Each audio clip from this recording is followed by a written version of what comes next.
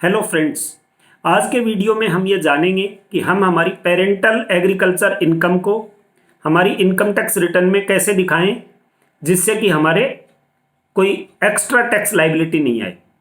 किसी tax consultant या income tax expert से पूछो कि एग्रीकल्चर इनकम पर टैक्स है क्या, तो जवाब मिलता है नहीं, टैक्स फ्री है।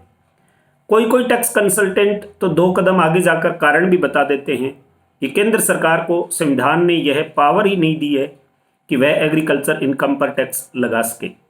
इसके बावजूद भी अपनी इनकम टैक्स रिटर्न फाइल करते समय जब कहते हैं कि मेरी आयकर रिटर्न में अमुक राशि को एग्रीकल्चर इनकम भी डिक्लेयर कर दीजिए, तो जवाब आता है एग्रीकल्चर इनकम डिस्क्लोज करेंगे तो उसकी वजह से अमुक राशि की एक्स्ट्रा टैक्स लायबिलिटी आ जाएगी।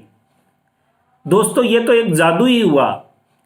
केंद्र सरकार को एग्रीकल्चर इनकम पर टैक्स लगाने के पावर नहीं, एग्रीकल्चर इनकम टैक्स फ्री है, फिर भी कृषि आय इनकम टैक्स रिटर्न में दिखाने पर एक्स्ट्रा टैक्स लायबिलिटी। आइए जानते हैं यह जादू क्या है।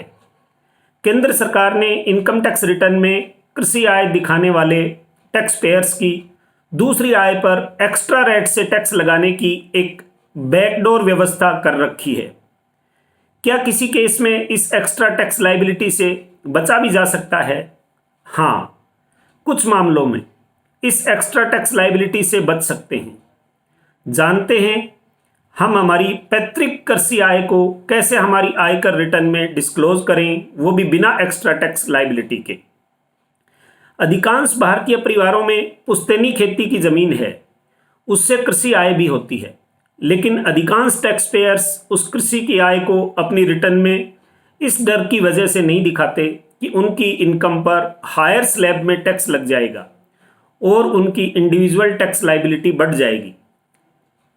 लेकिन पुश्तैनी कृषि भूमि का मालिकाना हक इंडिविजुअल का नहीं होकर HUF अर्थात हमारी हिंदू अनडिवाइडेड फैमिली का होता है और हम उस कृषि भूमि के इंडिविजुअल मालिक नहीं होकर HUF के कर्ता की हैसियत में मालिक होते हैं और अपनी HUF की टैक्स रिटर्न फाइल करते समय हमें हमारी कृषि भूमि की टैक्स फ्री आय उसमें दिखानी चाहिए। थोड़ी बहुत पशुपालन आदि की बिलो टैक्सेबल इनकम हो तो उसको भी डिस्क्लोज करके अपनी HUF की रिटर्न दाखिल करनी चाहिए। HUF की रिटर्न का हर साल बंटवारा करें, HUF की इनकम का हर साल बंटवारा करें और उस इनकम में से जितना हिस्सा इंडिविजुअल को मिलता है उतना हिस्सा कर मुक्त आय के रूप में दिखाएं। Share from Hindu undivided family आयकर अधिनियम की धारा 10(2) सब सेक्शन 2 ऑफ सेक्शन 10 में कर मुक्त है। धन्यवाद।